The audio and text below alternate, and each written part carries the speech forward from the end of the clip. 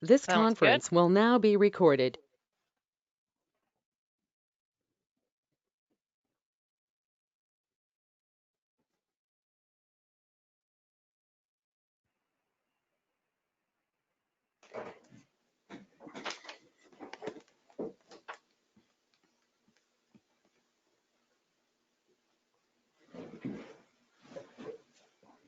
Okay, Council, we got the thumbs up to move in at 6 o'clock. Can I get a mover and a seconder to open the meeting, please? Peter and Belinda.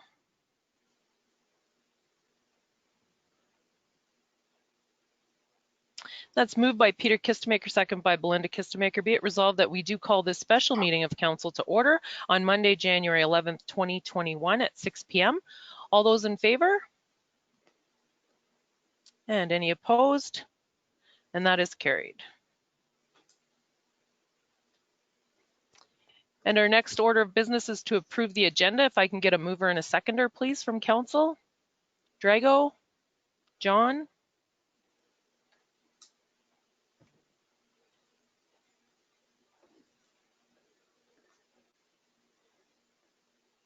And that's moved by Drago Stefanik, second by John Paroff. Be it resolved that Council does hereby approve the agenda as presented. Those in favor? And that's carried, none opposed.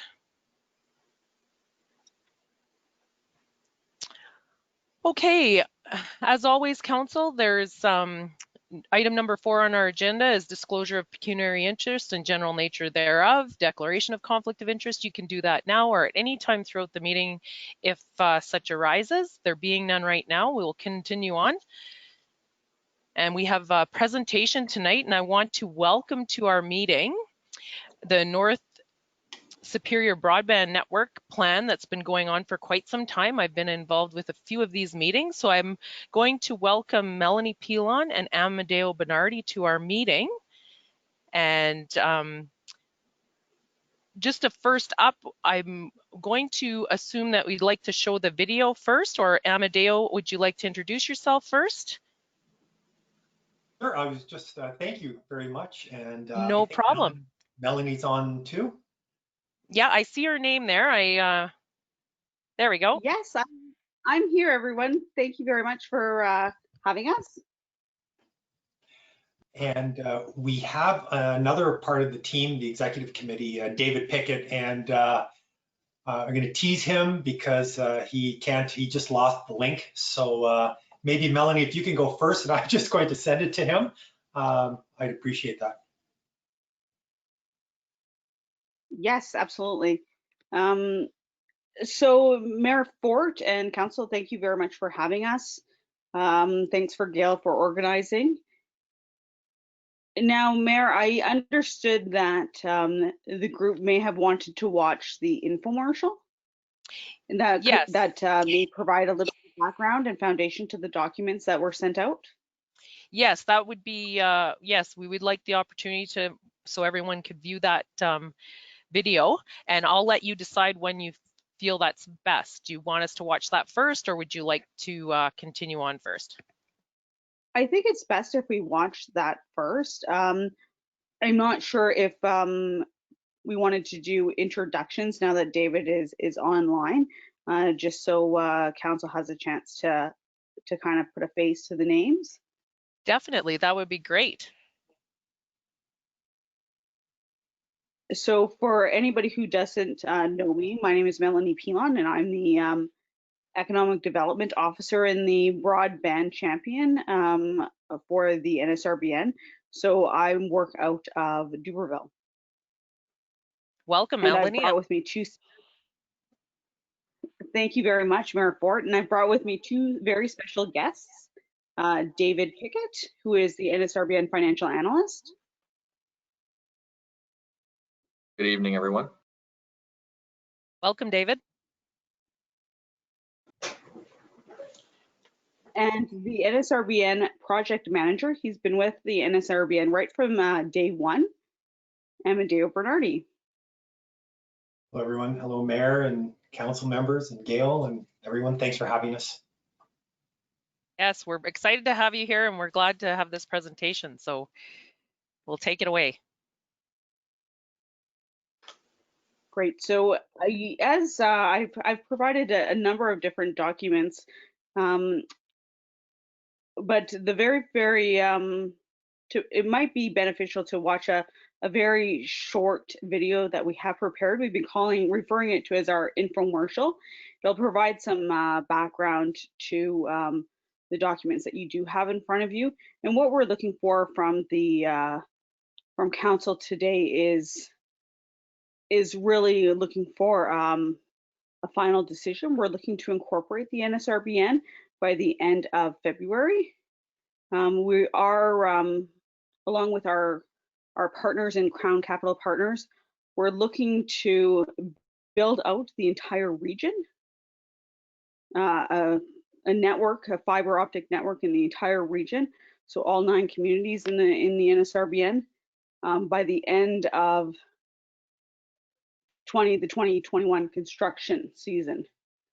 It's a very optimistic goal, but that's what we're looking at doing. As all of us are aware, we all live in the region and our connectivity is poor. So we want to hit the ground running and not use all the time we can to our benefit. So enough of me rambling away. We'll jump into the video and hopefully this answers as many questions as possible. Thank you, Melanie. And Gail, you're going to get us that video? Thank you.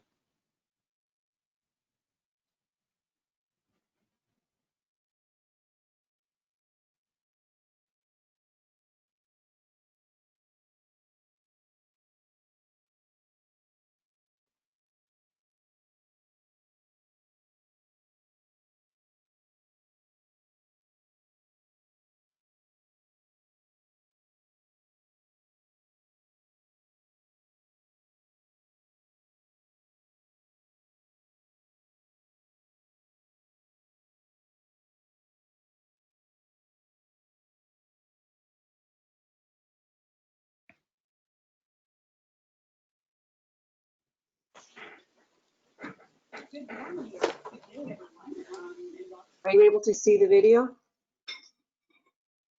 Yes, I can see the video. I'm having trouble hearing it though. Okay, well, I stopped it just in case it wasn't working, so I'll just start it here. Okay, okay, thank you.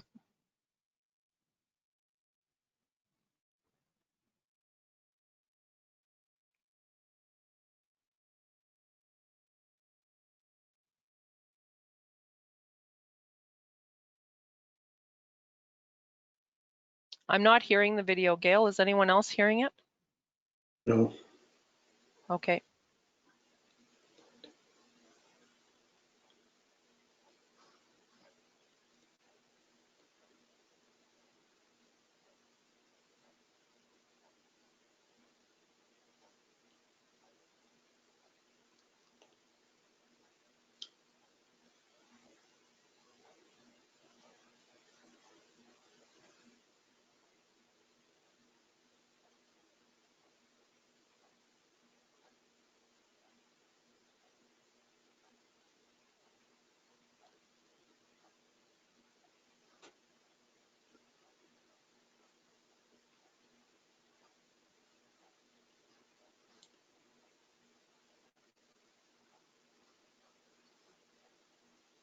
I'm certainly not an expert at this, as you can see. My apologies.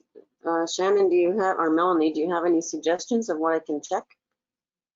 Gail, it's Amedeo. Did you, maybe it's our broadband connection, did you want me to try? I have it queued up on my end and I could share screen. Sure, go for it. Yep. I haven't done it on GoToMeeting, so apologies ahead of time. So you'll either see the video or my shopping list, one or the other.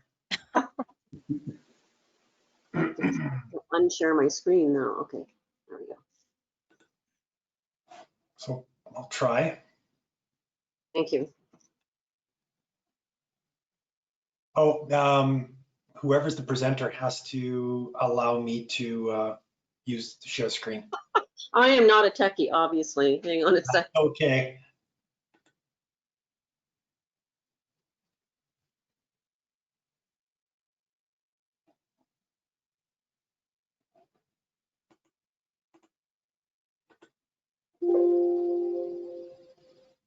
So if I share it, Amedeo, how do I get it so that you can use it? No, you're supposed to have a button somewhere to say allow, you should be allowing me to, somebody else to share. Okay.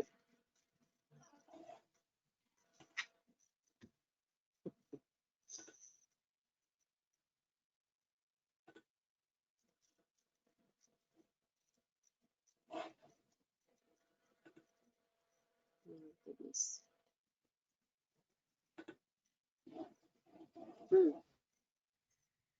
That's why they don't put me in charge of these types of things. Gail, while you're figuring out that, maybe I'll just speak to the Epcor position statement in the document, or that was in the package that we sent out. Yep. So one of the documents that we sent out to Mayor and Council was an Nsrbn position statement on Epcor. So recently, some of our member communities, and I understand that Hornpain was one of them, was approached by a company called Epcor. So Epcor is an Alberta-based gas utility company, and Epcor is looking to expand to the broadband market. So their broadband is not their primary source of business, but it's they're looking to bring natural gas into select communities through the Lakeshore Natural Gas Project. So we understand that they've approached 4 of the 9 communities in the region.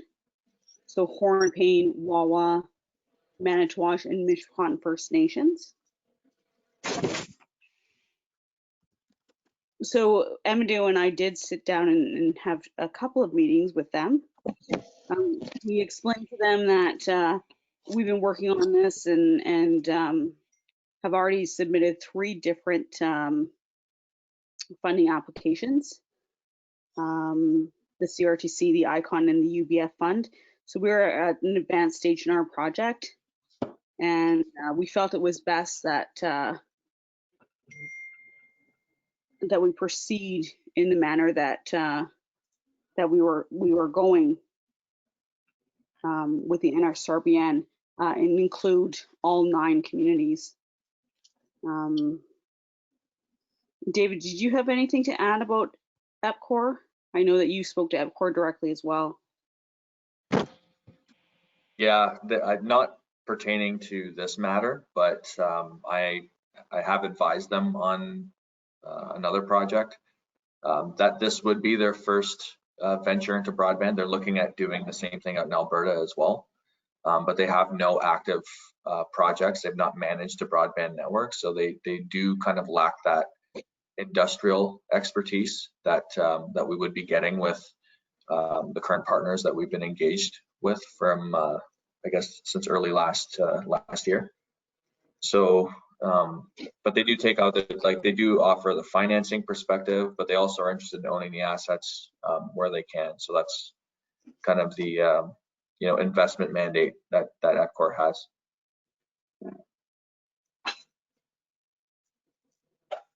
At this point, I understand that they've only approached the 4 communities that could potentially be involved in natural gas, because they were kind of looking to shoot 2 birds with 1 stone if they were going to install natural gas utilities in the communities. They would kind of at the same time install fiber into the communities. Is that correct, Amedeo? Yes, that's correct, Melanie. Okay. So our official position on this is you feel that our communities are better off keeping our group together and kind of staying the line? That's a question to you. What's your official opinion?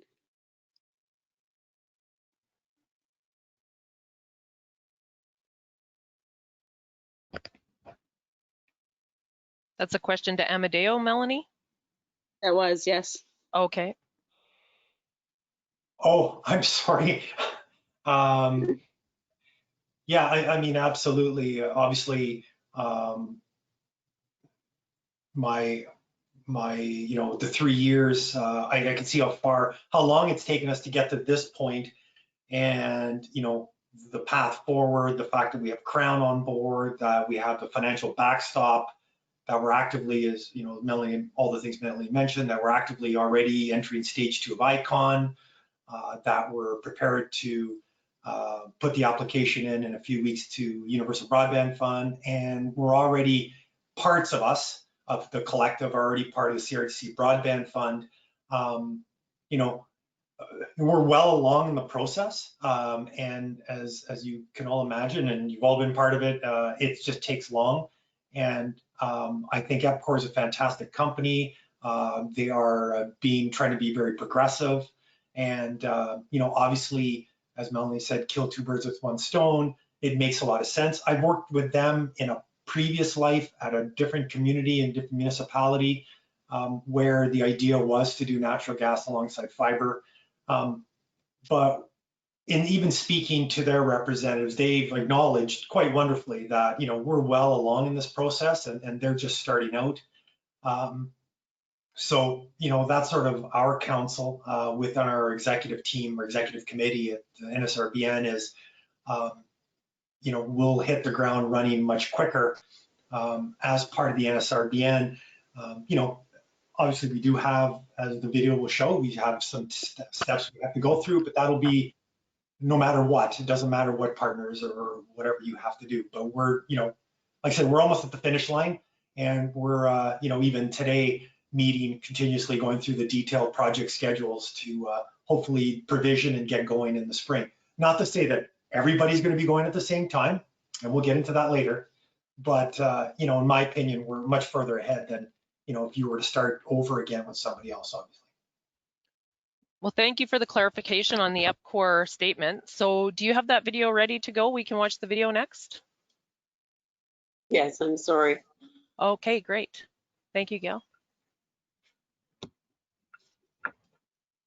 There you go, Amedeo. You should have it now.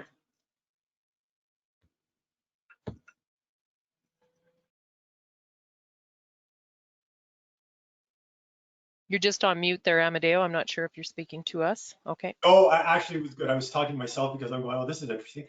Let me do that. And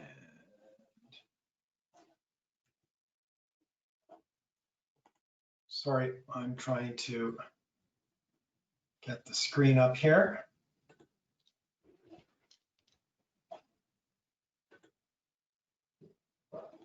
All right. Is that, everybody see that? Yes, I can. Okay, here we go. Council's getting a nod. Okay. Okay. Good morning, good day, everyone, and welcome to the second Nsrbn infomercial. So, in absence of a community visit due to COVID-19.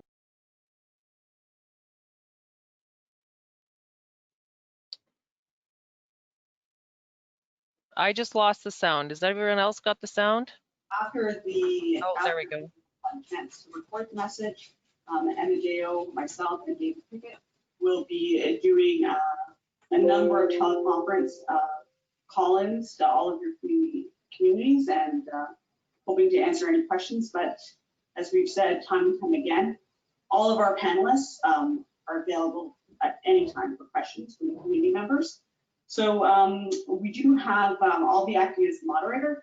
Again, for anybody who doesn't know me, my name is Melanie Pilon. I'm the Economic Development Officer at the Township of Beaverville, and I'm the Nsrbn Chair and Community Broadband Champion. So we'll jump right in, and we'll ask the first question to our project manager, Amedeo Bernardi, who's been with us the longest. So I'll just take a look at my script here, Amedeo. Amedeo, you've been with us since the beginning, the past 3 years. Can you please provide a brief overview of the project, a quick summary of the funding that the group has applied for to date, and in your experience, do you feel that the Nsrbn is well positioned to be successful to receive funding? Well, thanks, Melanie. Thanks for the introduction, and hello, everyone that's watching. So yeah, it's been great. It's been a great journey. We have been on this for 3 years, and it's a phenomenal project. And I know it's a model actually across Canada, given that we've been, Melanie and I and David have been in discussions with several groups throughout, talking about what we've done and what our successes have been. So the project as it stands now is 9 communities, of which all of you are the audience are watching this, so we're greatly appreciative of you being part of this.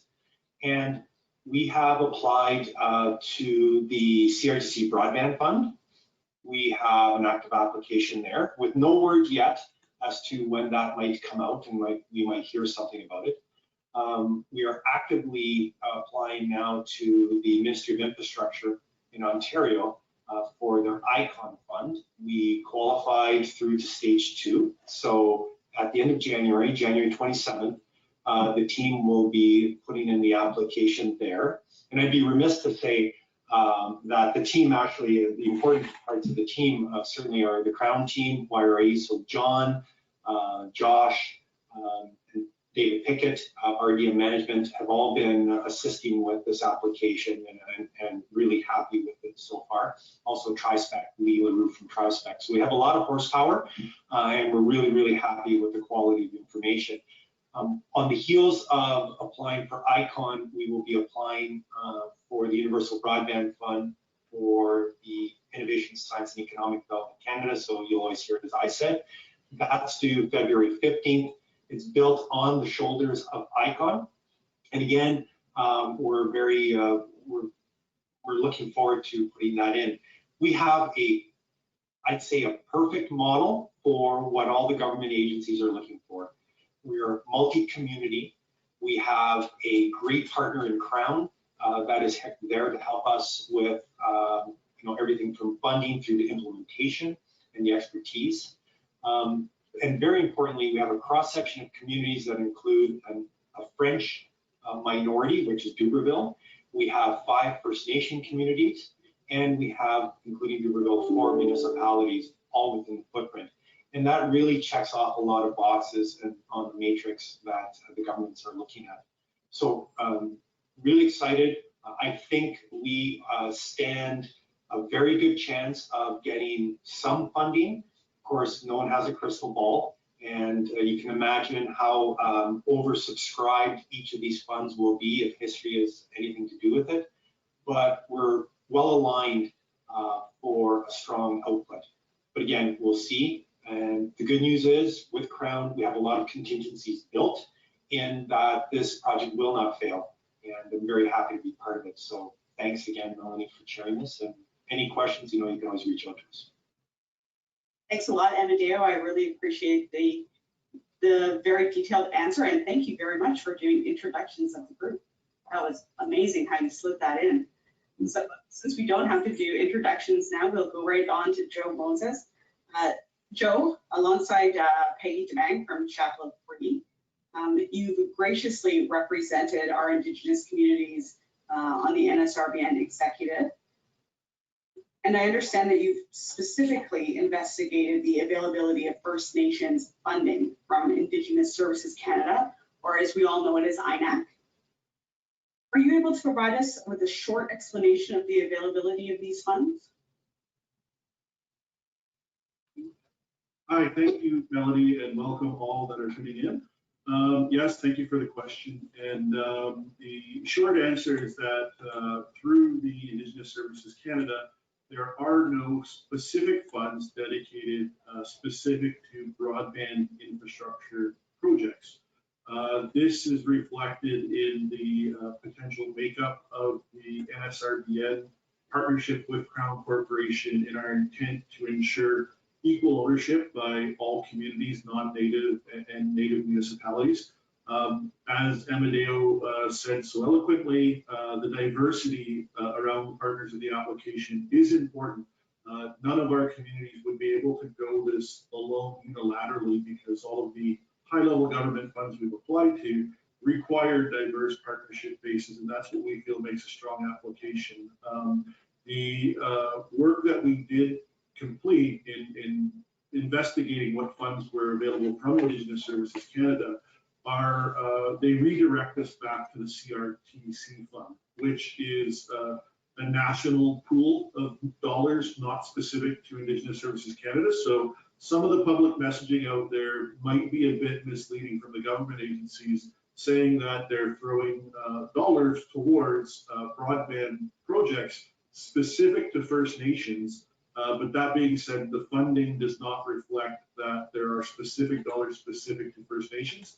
There may be community-based regional opportunities that communities may be trying to go through and push through for core community infrastructure, but those are through existing funds which are already well in channels and more aligned with economic development activities such as building housing infrastructure and other things that everybody will be accustomed to do. So we've, to this point, not discovered any specific funding specific to broadband initiatives, and we are being redirected back to the CRTC fund.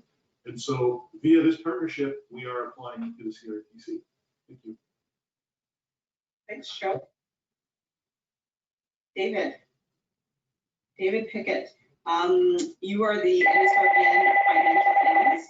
You conducted a detailed financial review of the Nsrbn public-private partnership that we have set up with Crown Capital.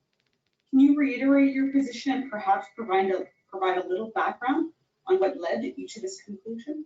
Absolutely, thanks, Mel. So over the past year, since being engaged with the Nsrbn project, we've conducted an independent and comprehensive review on costing of the project to deliver services for the residents and businesses within the 9 communities. My conclusion was to recommend the partnership on the grounds that the return sought by the private partners in Crown Capital is fair, and in exchange for that capital and industry expertise, they are taking on the role as industrial and financial sponsor for the project. They're also willing to offer the Nsrbn communities an equal partnership with no upfront commitment of capital. If the funding applications are successfully achieved based on some of the information we were hearing from Amedeo earlier, then not only will this project provide a social benefit of connectivity comparable to more suburban areas within Ontario, but there's a positive financial return that the communities can benefit from the project as well. So that's really what led to me delivering a fair recommendation for this. Thanks, David. That sounds excellent. Josh Axler, I have a few questions for you. Josh, what is the level of commitment required from each community? Thanks, Mel. For those of you who don't know me, Josh Axler from Crown Capital and Community Network Partners. So as David mentioned, we're not asking for any commitments up front, but we are asking that each of the community members become anchor customers of the Nsrbn network. What that means is each anchor will make a 20-year commitment to purchase broadband and voice over internet phone services at a cost of $5,000 per month. Now, with that $5,000 a month, each community will receive 500 megabyte speed, unlimited fiber internet for up to 5 community-controlled locations, and voice over internet phone services. And of course, as David mentioned, you will also become owners of the network, sharing in the overall profits. Excellent. So you're initially becoming a customer of your own business. Exactly. Perfect. So is there any way for a community to off-ramp should they wish to leave the Nsrbn once they sign on? That's a great question. We are asking for a commitment once the community members sign on, which is why we have taken the time to really put some thought into this partnership and network offering, and giving the community members time to really consider and understand what they're getting themselves into. Having said that, this really is a unique both opportunity for the Nsrbn members as customers and owners. As customers, they're going to be receiving best-in-class speeding service at market rates that are comparable to major urban centers across Canada. And then as owners, they'll benefit from the profit sharing in the network, and we can ensure that any cost increase will really just be matching inflation rather than the profit needs of a third-party provider that they don't have any control of. Okay, I have one last question for you, Josh. The profits that each community can expect to receive, can you give us a quick rundown on how they will be divided and when communities can expect to receive them? That's a great question, Matt. So the profits are going to be shared 50-50 between the NSRBN members and Crown's community network partners, both as the limited partners that will own the actual network assets. The 9 NSRBN members will each receive an equal share of their 50% profits. Profits are expected to be delivered once the operating company has built a minimum reserve of cash balances, and we expect to start making payments quarterly after the cash is available. So based on our initial modeling that we've done with David, we expect that profits will start being paid around the second year of operations. Excellent, thank you, Josh. Thank you. So John, all of these communities are chomping at the bit to get connectivity. When's this service gonna come? Well, chomping at the bit is one way to put it. I mean, I think we feel very passionately about the fact that the situation is quite dire at this point. These communities have been underserved for far too long. And so we really see no good reason to be conservative. We are very aggressive with our scheduling. We want to take advantage of the upcoming construction season, recognizing how short it is, and in bringing together the experienced professionals, taking a look at this plan. And of course, Amedeo and Joe alluded to the fact that this project's been underway for quite some time now. We're looking at all of the data and looking at what's doable based on our experience in building in the underserved and remote and rural parts of the country. We feel that we can deliver, if not all, certainly a substantial work within this year. And so by the end of this year, we're hoping that we can deliver commercial services. That's our plan right now. Excellent, that's extremely optimistic. Is there a contingency plan in the event that the timeline needs to be amended, or is there an ability to provide an interim service? Yeah, absolutely. I appreciate that it does seem ambitious, and it is ambitious, but it's because it needs to be ambitious. We're very, very determined to get this built and get it built quickly, but we do have a number of contingencies in both technology as well as procedural. So we're technology agnostic. We're not married to one particular type of technology. We're very experienced both with wired and wireless solutions. So we have a number of approaches, and this is a team made up of individuals that have spent, the last decade or more, solving the toughest problems in the most remote and rural regions of the country, with the most severe climates, et cetera. So I can say with confidence that, this is absolutely achievable. But I will say this too, is that there are a number of dependencies. Like I said, some are civil, some are technical, some are, within the realm of what we deal with on a daily basis. But one thing is for sure is, we need to have the commitment by, the stakeholders and the community leaders behind us in order to be successful. But it's absolutely achievable, and we're confident and capable to deliver it. Excellent, thank you very much for that, John. And so last, but certainly not least, the CEO of Crown Capital, Chris. Chris, as Crown Capital CEO, did you want to wrap up our conversation by providing a bit of insight of why Crown is interested in partnering with the Nsrbn and the benefits you see of the Crown Nsrbn collaboration? Yeah, for sure. Thank you, Melanie. And thank you, everybody, for tuning in and watching this video.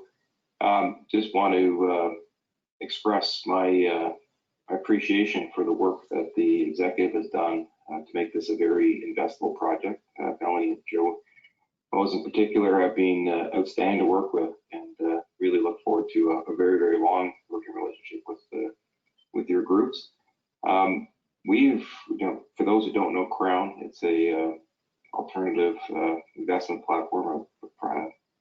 We invest in lots of interesting things, from companies to power assets to telecom assets. And we see a really strong future in connecting the underserved.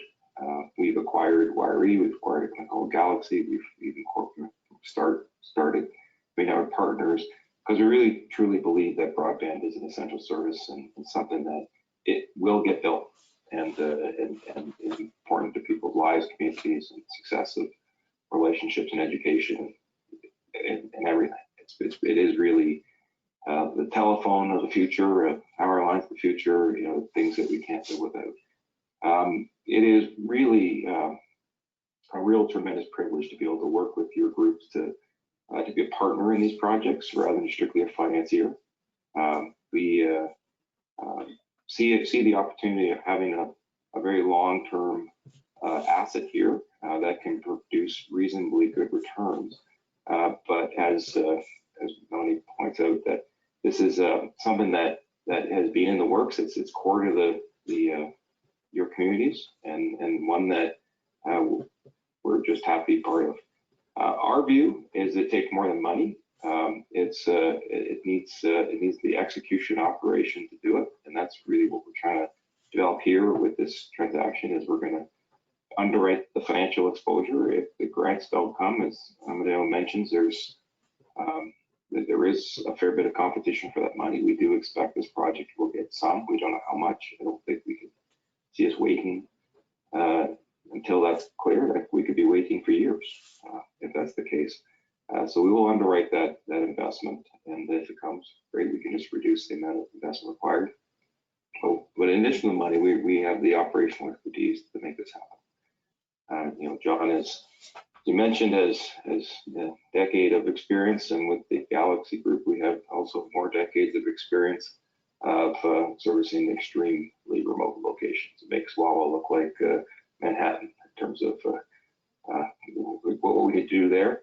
But really, in closing summary, really appreciate the opportunity to be your partner, and as always available to talk to our partners about our philosophy and whatever questions or concerns they might have. But thank you. Thank you very much, Chris. So a big thank you to everyone who participated in our second NSRBN infomercial. So it's our hope that this video will be able to provide a bit of clarity in the absence of an actual in-person visit to your community. Anyone who knows me knows that I love a road trip, so I do miss coming out to your communities.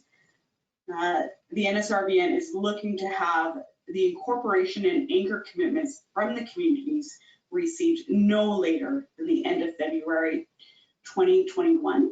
So as John mentioned, this date is extremely important if we're looking to have shovels in the ground and the build started and then completed, right? Adhering to this timeline is critical. So approvals, final network design approvals, and the procurement and pre-sales activity is needed. We need to begin in order to meet our final targets. So as we enter into the final stages of our formalization of the NSRBN entity, we request that each community declare how it intends to proceed by providing a council resolution. So should your community not wish to proceed, which is fine, the time to off-ramp from the NSRBN is now. So please make your intentions known to us. So you can certainly contact me. With that said, your urgency and attention is appreciated. Thank you very much. Miigwech, merci beaucoup, and thank you. Thanks, Melanie. Thanks, everyone.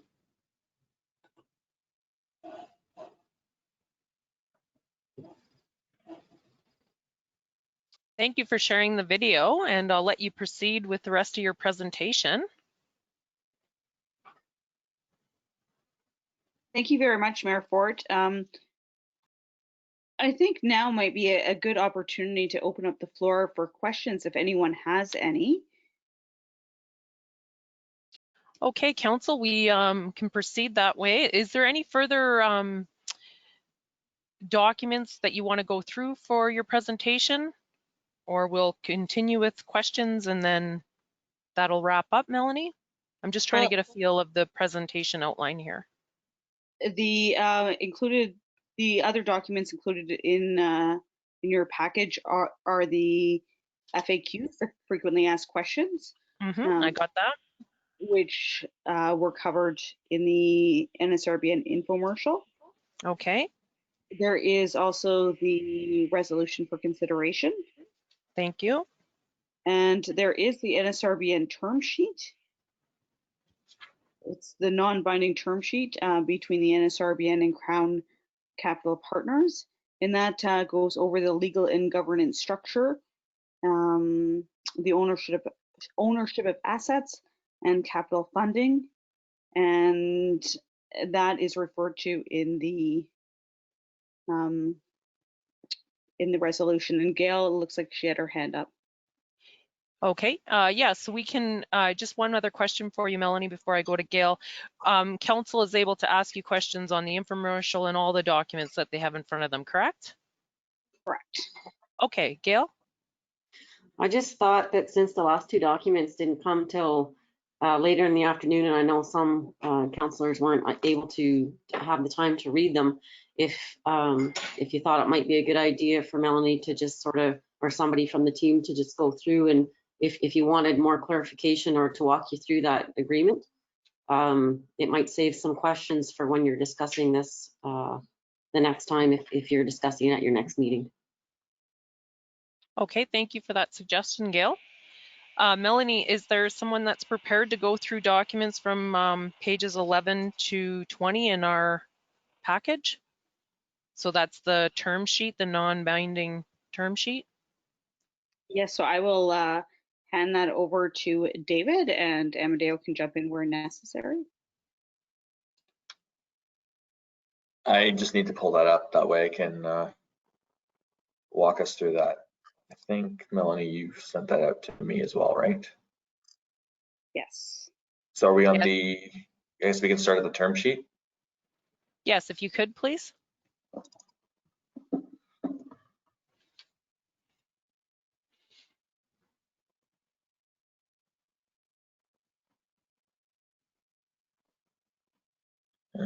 Okay, so then is Amedeo, are you still the presenter, or is it gone back to Gail? Yeah, no, it's gone back to Gail. And Gail, I don't know if you have the documents handy. You can throw it on the screen, or I can.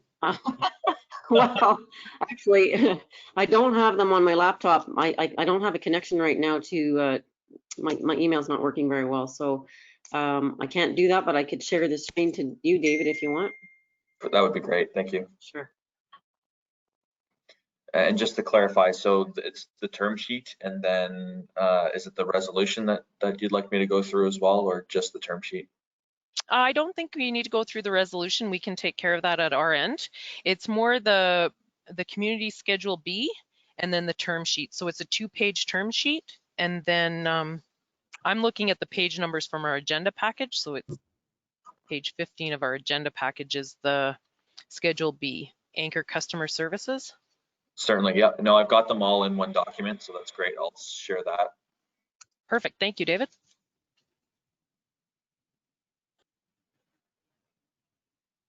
All right, can everyone see? Yes, good. Okay, so this is the non-binding term sheet that the Nsrbn Executive Committee, including our legal counsel, DD West, and Crown Capital Partners, were able to come to. The first point and the first group of questions and items listed here pertain to the legal and governance structure. So first and foremost, the Nsrbn members are, we're planning to incorporate them into a corporation, a corporate body that will have the 9 Nsrbn communities as shareholders to participate in the project. So they will be the entity that owns the 50% limited partnership interest in the assets. All shareholders are expected to execute a unanimous shareholders agreement. So that will just kind of define how all shareholders, interact with each other and how the overall governance of the corporation occurs. This would include, people looking to join, but also if existing shareholders want to leave, there will be rules and provisions included within that document. That document has not been completed yet, but we do have a couple of points listed here that will kind of guide how that document does, materialize and get completed for review of all of the shareholders. It's expected that there will be a board of directors. Since there are 9 communities, the initial number of board members, we feel 9 is appropriate for that. Having an odd number just means that when items and different things are put to a vote as far as guiding the company in a strategic direction, having a deadlock with an even number is not very efficient and effective. So having having that odd number does help to actually move things along for the community members and shareholders. The second point is on future shareholder buy-in. So if there are other communities that want to join the Nsrbn member corporation,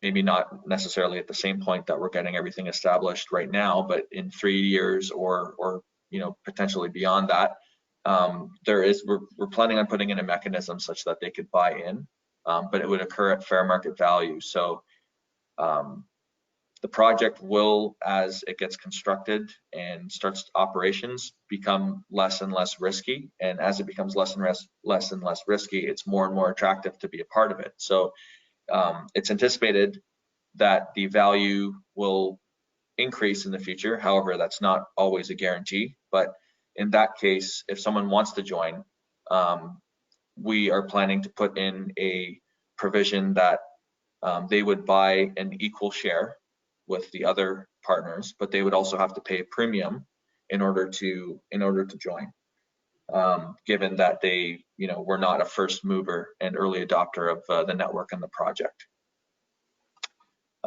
Just like we have a provision for a individual shareholder or community to join, we have something which would permit an exit strategy. So for whatever reason that may come about in the future, if a shareholder would like to leave and sell their interest, we're anticipating to include a buyout right such that they could receive fair market value for their minority interest, so their 1/9 shareholding, or 1 divided by however many shareholders are at the time, in case others do join in the future. Less a discount. So typically with minority interests, you would, because you don't have a strategic and majority shareholding to control the operations, you do have to convince 8 other shareholders to kind of go along with your decision. Most oftentimes the equity value of your interest is discounted because of you being in a minority position. So we have included that because that's most likely what a independent third-party evaluator will conclude. And as operating profits are received by the entity, the value will be captured at the specific point of time that the shareholder would like to exit. And then as profits come in, the other members would look to allocate some of that to pay out the exiting shareholder. So then therefore they acquire those shares and control more of the corporation. So that's specific to Nsrbn Member Corp, which is the entity that the 9 communities will all become members of, hopefully. The second item pertains to the General Partner Corp. So in the public-private partnership relationship and structuring it with a limited partnership, you need to have a general partner. General partner is the entity that will undertake the operations, but also has to hold on to the liability. So if there were, lawsuits against the business, the limited partners are kind of shielded from that because they're not liable. They may own the assets, but they're not responsible for the operations of the actual service company. The general partner is the partner within the group of companies that holds on to the liability, and also is the one that is active in operating the assets to use them and control them. So there will be a unanimous shareholders agreement set up for GP Corp, and GP Corp will be owned 50% each by Nsrbn Member Corp and Crown through Crown's Telecom LP and Crown Capital Partners. Item number 3 just describes the governance that's expected for GP Corp. So rather than the 9 board of directors that we were anticipating for the Nsrbn Member Corp, this one will be a little bit smaller, 5 members, keeping it at an odd number, will be is what's suggested. The owners of the General Partner Corp, Nsrbn Member Corp, and Crown Capital will be able to appoint 2 board members each based on their 50% interest. And then I guess the tiebreaker, or the 5th board member, we recommend that being a neutral or independent third party that's agreed upon by both parties, so that, you know, there's no deadlocks as far as strategic direction of the general partnership. With an even number of board members, you've got that 5th who is independent, and based on the you know, the different things that are proposed, they can rule and keep things moving along. Item number 4 is the limited partnership. So that so the limited partners will basically own the assets, but they won't be actively managing the assets, so they're shielded from liability. The expected breakdown of ownership for the limited partnership is 50% by the Nsrbn, 50% by Crown through their 25 and 25%, and then all partners will execute a limited partnership agreement. So the limited partnership, it's not like a corporation, so there's no shareholders agreement, but it is a little bit similar in the sense that you have an interest in something. So similar to a shareholders agreement, we will be looking at putting in mechanisms for exit of limited partners in case, you know, there's an interest to replace them in the future, Crown, that being Crown. And so we've included a couple of those provisions that are pretty standard with a lot of these agreements, whether it's a shareholders agreement or a partnership agreement. Buy and sell rights, right of first refusal. I wanted to make sure there was a right of first refusal included for the community, because if, you know, for whatever reason, Crown doesn't want to be that long-term partner and continue to own the assets, we're talking assets that we expect to own and operate for, you know, 20 years plus. And if their investment horizon happens to be less than that, we do want to have the right of first refusal, such that you know, those assets can stay in the community and under community control. And then we've included a couple of other things that we'll have to still just flesh out the specific language, drag along and tag along rights.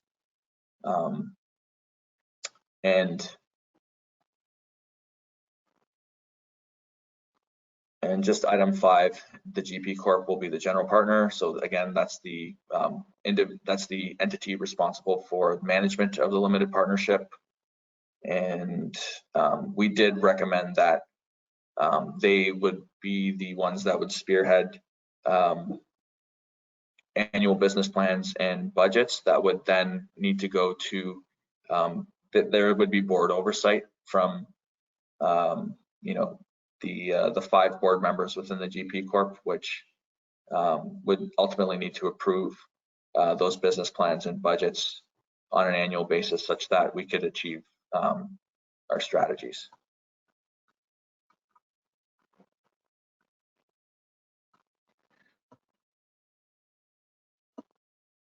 So Crown shall be the manager of the General Partnership Corporation.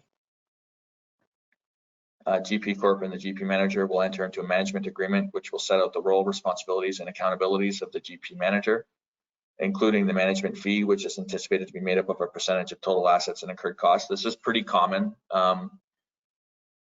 when looking at asset management and dealing with financial sponsors and looking at and securing any type of private equity. The fee that's been contemplated and proposed is less than what I've seen in other projects. I've seen certain models that include, you know, a fee of say 2%. I think 0.5% has been proposed in this, but we will still be fleshing that specific number out. I do see this being a very small component of the overall costs of the project. Crown will be taking an active role in providing some of the operational expertise, and so I think because they they're interested in that. You know, it's made this less of a priority for them in their negotiations. So, and then as long as there's a loan, so Crown is proposing to finance the bulk of the project costs with a loan that will be amortized over the term of the assets. So we're looking at a 20-year amortization. As long as there's still loan outstanding, they just wanted protection for their investment, that they would not be replaced, because for them, you know, it would just be too risky for them to make that type of investment if they didn't have you know, some oversight and some visibility into who's managing the capital and then the operations of the network to generate returns on that. There will be a plan for Indigenous and local workforce development. So within the budget, we've put in items for a general manager that we would like to hire locally, as well as a couple of, you know, just starting to develop a local workforce, whether those be technicians, maybe some local sales as well. So those items have been included within the budget. So that kind of touches on point 8 as well. And then point 9, there will be legal agreements that will be agreed to insulate the Nsrbn and all members from direct liability for business debts and liabilities established by establishing the GP Corp and the LP. So that's why the partnership structure for this project was recommended, because being able to separate that liability and not having the municipalities individually on the hook for debts that the business could accrue to operate and potentially expand was something that we wanted to make sure was in there. Item number 10, ownership of the assets. So the LP structure, the limited partnership will hold ownership of the assets. And depending on government grants coming in, it's still to be determined. So some of the funds have specific stipulations, and so as those grants are awarded, we will make sure that we can structure accordingly to make sure we can benefit from those funds. It is understood that the LP will likely be the custodian and owner of the assets, which of course still falls under the 50% ownership breakdown. And item 11, capital funding. So Crown will contribute 100% of the initial capital, up to 8 million. So 8 million was kind of our downside scenario when we looked at you know, 2 different scenarios of potential scenarios for the project. So that included some contingency and additional cost for not being able to get some of that upfront grant money to cover some of our project costs. But they did guarantee that they would back, so in case the grant money doesn't come in, they will contribute the full amount to make sure that the project gets completed and services can start being delivered. The loan, the terms of the loan agreement are stated here in item 11. So 8% interest rate, which is in line with their cost of capital. 20-year term and amortization period, and an allowance for prepayment. We made sure we wanted to put that in because currently interest rates have decreased. So, you know, 8% kind of captures the risk of the project from this point, and you know, it is pretty accurate, I think, up until, you know, the first 5 to 10 years of the project, because you're talking about an early stage entity with no proven track record of operations. But the allowance for prepayment gives the flexibility for the corporation and the structure to ultimately refinance if interest rates are a lot lower. And then they also requested first priority security over the assets, which is common if they're providing any type of debt financing. If there's an inability to pay back the debt and service the debt, so pay the principal plus interest, similar to a mortgage. If you default, they have the right to kind of claim security over those assets, which which a bank would be also making sure they include that within their financing agreement. Item 12 is acknowledge that the NSRBN is applied to various government grant programs, and any government grant monies received from such grant programs shall be used to pay down the loan. So that is the plan as they invest to build out the capital of the project.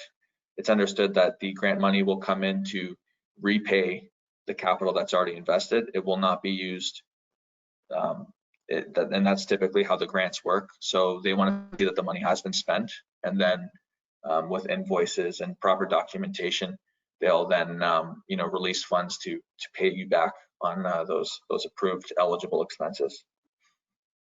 So to date, we've applied for, I believe, 2.6 million in total.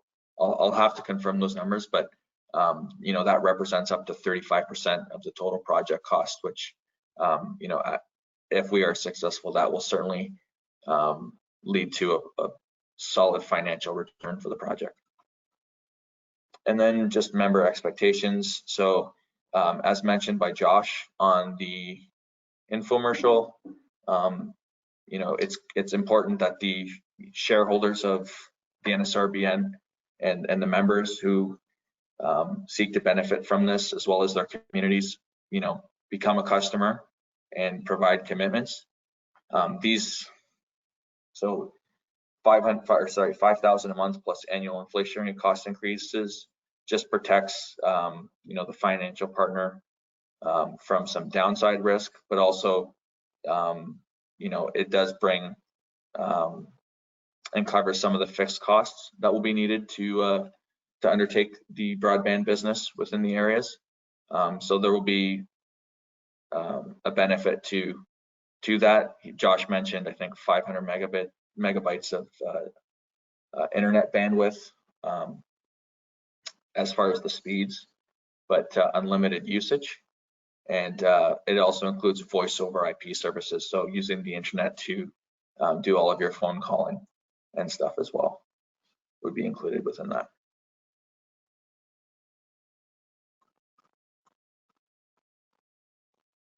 So here we've got the NSRBN members listed to sign on to the non-binding term sheet.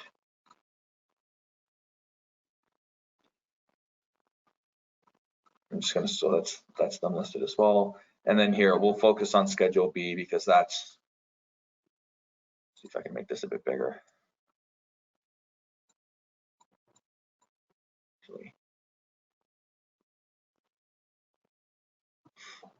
So this is pretty standard.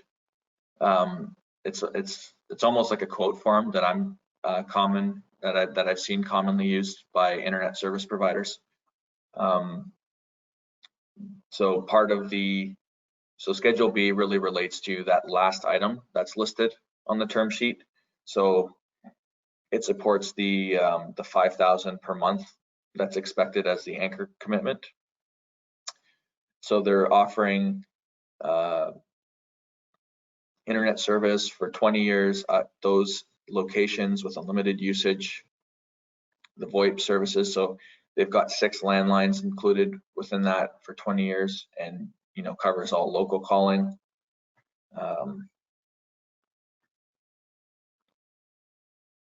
They've included terms and conditions, the non-recurring charge. So that was left at 0 because we've actually kind of built that in to all of the project costs. So that will be, financed. Oftentimes, if you were to see something similar from a competitive internet service provider, they would charge you a one-time non-recurring charge. It would be higher if they were not physically in the area and needed to build out to you. We've seen quotes for some of our First Nation partners that are in the 6 figures as far as non-recurring charges for, internet service providers like Bell Canada to expand out to connect them.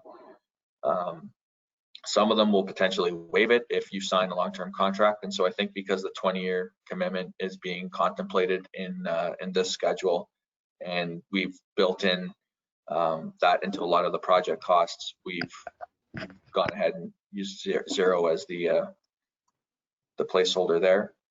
Some of the internal wiring will be likely contemplated as a charge, just because all of our costs have basically gone from all of the outside plant, the conduit, the fiber cable, the cabinets, all of that going to a point of demarcation, which is kind of where the network ends, and then it's up to the owner of the property to set up their access and put their Wi-Fi device in and do all of their internal networking.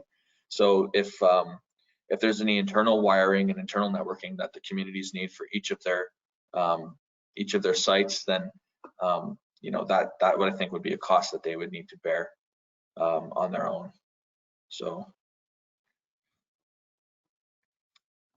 maybe make this a bit bigger so we can look at the terms and conditions.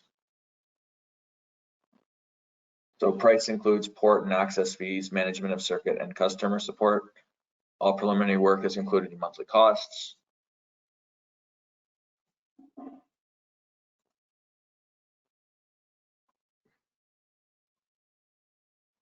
make this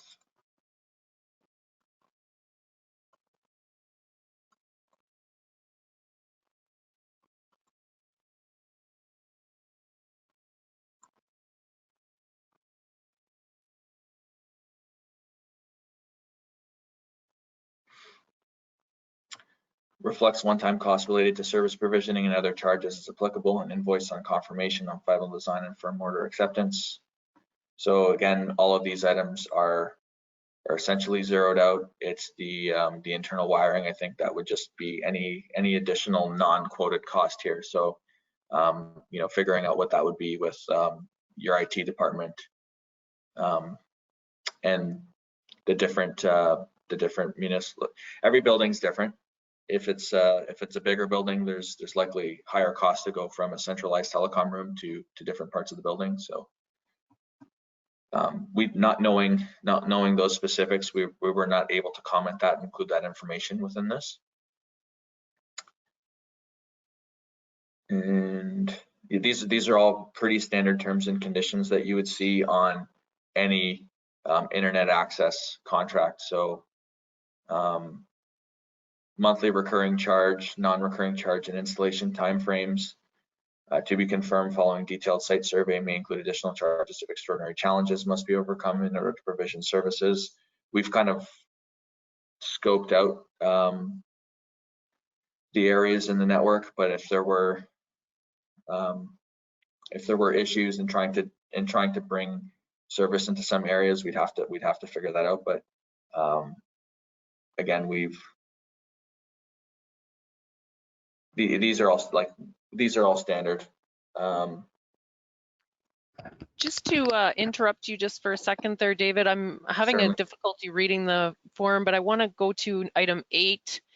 Is it in the last sentence, is it demarcation? Is that the word? It says any service construction beyond the demarcation point?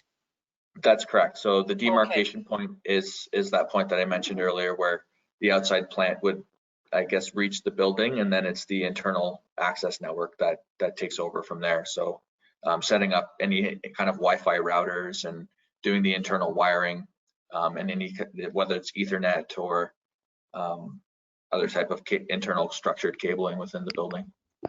Okay. Do you have any final comments that you'd like to make, David? I think we can open up the floor for questions and have discussion. No, I think that pretty much covers it. So I'm happy to answer any questions that any of you may have. Okay, first of all, I want to thank all 3 of you for being here tonight and for preparing that video and getting it to us.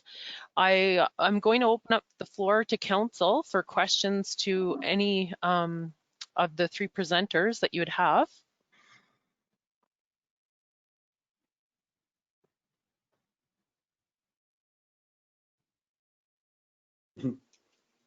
Oh, go ahead, Councillor Paroff. Thank you, Madam. Just a question. On that sheet, it says internet is up to 5 locations. Can you explain to me, is that 5 central locations, and then we're responsible to bring it out to different customers, or can you explain that? Sure. David, do you want me to jump in or does it matter? Yeah, I know, absolutely, Amedeo. Yeah, so it's 5 locations in this case that the town owns and controls up to. And just keep in mind that the Nsrbn the plan is we're building the entire community fiber to the home, fiber to the business, right? So everything from the community, from the town, municipal building, past the school, past the hospital, up and down. So when David says we've captured those non-recurring charges, and it's all part of the overall build. And what we're trying to do is 500 meg isn't really a lot. So but this is a good solid market rate. And so what we're saying is, so you're not thinking you're going to connect 10 locations. Most communities, you don't really control more than 4 or 5. You may have the council, the rec center, et cetera. But we collectively, as part of the build, will connect everything. But with those connections, you'll be able to, your IT group or whomever can say, you know what, we're going to send 100 meg to the rec center. We're going to send 50 here. So we're going to work with everybody to craft it, but we need it to sort of encapsulate it to try to capture the majority of the 9 communities, and generally what's the maximum that we would see in these communities, to start. Does that answer your question, John?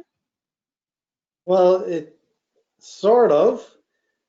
So the township pays $5,000 a month. We get to provide internet for 5 buildings. Is that correct? Up to 5, yeah.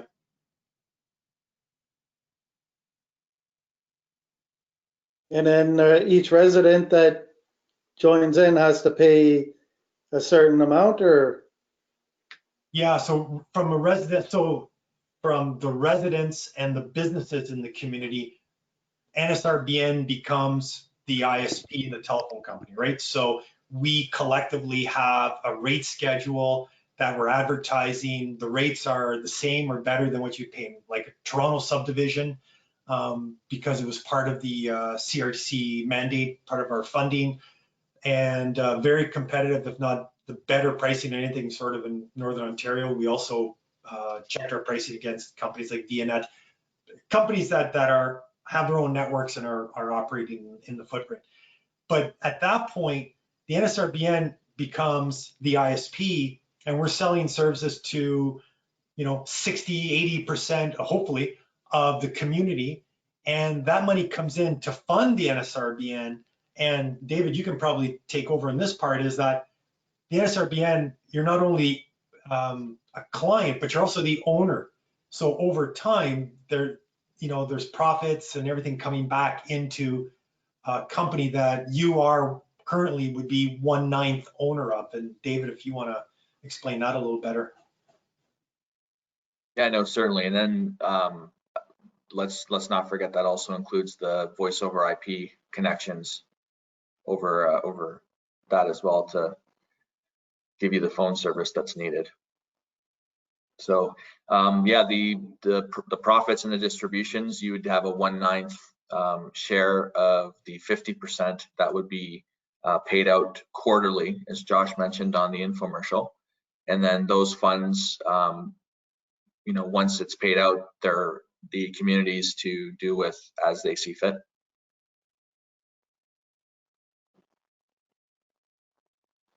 Is that fully? Sorry. Oh, I was just going to ask John if that fully answers his question. Yeah, so I'm sorry to keep going on here, but so what'll happen is the township will pay their monthly dues, but in the end, we get a return back because there's different residential customers. So the monthly rate technically is not going to be that $5,000. It'll be something less, right? Is that okay? I do kind of understand it now. Thanks. Yeah, and you bring up an excellent point, because I think that's key, is that we wanted to make sure that the model is for the communities, by the communities, and that the money that you as a community and you as a shareholder owner, you know, a chunk of it stays within the community, is reinvested in the community, as opposed to, and not to speak disparagingly of any other service provider, because they're all doing the best they can, but you know, you have Bell in town, that money flows corporately out, right, to their shareholders. Well, now this money will stay in and you're a shareholder.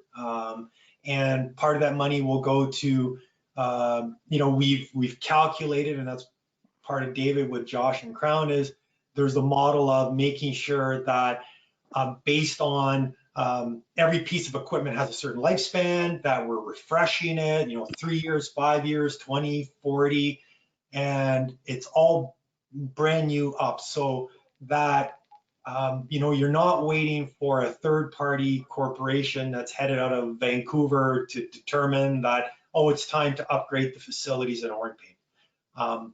You know, it's, you have a voice and a seat at the table to determine that, and the money, as you mentioned, Councillor, a part of that does come back and hopefully grows. I mean, that's the idea, right? This is a long term, and we know that bandwidth you know, grows and the demand grows continuously. So that baseline that was calculated is truly just a baseline. We believe that it will grow. Thank you for that. Any other questions from other councillors at this time? Go ahead, Councillor Stefanik. Thank you, Mayor. Just a general question. I'm interested to know, how'd you arrive at that 20-year figure? I mean, there's many rationale behind it. It wasn't a 15-year figure or 10, but you settled on the 20-year locked-in figure. Can you explain to me how you arrive at that figure, please? Yeah, certainly. So the assets, the majority of the assets within the project, fiber optics, those have a very long useful life. Those can be, you know, once you put them in the ground, or even string them up on hydro poles, those can last you well over 20 years. So I think we looked at it from an average basis based on the assets, and then tried to tie the financing to the use of the assets. And so amortizing the financing over a longer period also helped the business case from a cash flow perspective, because if we were to do it over 10 years on you know, a loan of potentially up to $8 million, there would be larger kind of debt service costs throughout the project. But don't you think, just in a follow-up, there would be a greater chance for people to buy in at a less of a period of time? The 20 is certainly a long-term contract for anybody to make a decision versus a 10 or 12-year program. Yeah. So so the 20 years for the service agreements with the anchor institutions, those were requested basically because they want to make sure that the anchor communities and the Nsrbn member communities are going to you know, be committed to the project. And if they're financing it, they want to make sure that there's at least some minimum stream of revenue that's coming in to cover the costs, mainly the gateway costs that they're going to be, you know, spending hundreds of thousands of dollars on through the operations of the company, and then also the debt service cost over the term of the financial agreement. So they just wanted that long-term commitment to show that, you know, those fixed costs could be addressed. So more secure, yeah, I understand. And there's just a last question or a comment. So since the municipality is a 1/9 shareholder, we would be also, in respect, be salespeople for this service, correct? Now, what would the role be of the municipality as far as staffing is concerned, or extra staffing? Because we are the owner now. All of a sudden, we're the owners of this service, which you certainly want to promote. And there's always a risk. Will people change from the current service provider? What's the cost? I mean, there's so many variables. So I just wanted to know what's the municipality's role would be in the future, please. Well, that's a great question, actually. So overall, the requirement, or one of the key pillars of the plan, is to hire local, have local resources as much as possible, based on, you know, trained individuals, skill sets, etc. So you can imagine initially in the project, it'll probably be, outside contractors to the extent of fiber placement and splicing. But as we move forward, one of the key requirements is the local operating manager will be somebody within the footprint that has intimate knowledge. The role of the community, so you won't have to worry about staffing locally per se to have people. We don't see it being a heavy front end in terms of having to do sales and et cetera. That'll be more centralized. Probably a few people. Actually, I had a meeting earlier today. We were mapping that out. Part of it will be quite automated. A person would log on, say, I want this much internet, I want this much telephony, and it flows through. But we also know that our plan is for all the communities except for one, that we plan to run fiber to at least 80% of the addresses within the confines of the community, because we want to roll the trucks once or as little as possible. And we, even in our funding, our models, we're looking to connect every single address as the fiber goes by. Whether or not you want to be a subscriber, we want to bring it to the edge of the house, the edge of the business, so that when all these crews leave, we have less of a delay. If you call, you know what, it'll be hooked up in days versus say, oh, we got to wait 3-4 weeks for somebody to show up. From a sales effort, you're 100%. It is, each community will be its own biggest sales resource salesperson. It doesn't matter how you do it through your social media platforms, information sessions, and really driving that. And one of the things that Melanie is really a key part of, and Joey Moses is, we're going through a big program called pre-sales. So the idea is to further reduce the risk to all the shareholders. Is we are already working with a marketing company that's part of the Crown family, and looking at ways to get into each of the communities, say, hey, here we are, we're Nsrbn, this is what we're going to do. We're probably going to change the name because Nsrbn is quite a mouthful. And real grassroots marketing, and that's where the community, I think that's where the community, the biggest role is. But as far as having to worry about having a person, on the payroll, no, you don't have to worry about that. That'll be under that OPCO. The OPCO will take care of it, and it'll be done quite efficiently that way. But at the beginning, each of you are the ambassadors and upfront pre-sale people. And I found when I've done markets like this in my previous lives, that is the most effective thing. The community, social media, door knockers, putting signs on the lawns, putting, hey, we're a gigabit community at the entrance, on the way in and way out is better than anything. So hopefully that answers. Okay. Yeah, I think that answers your question. Thank you. Thank you. Okay, I'm going to open the floor for further questions from council.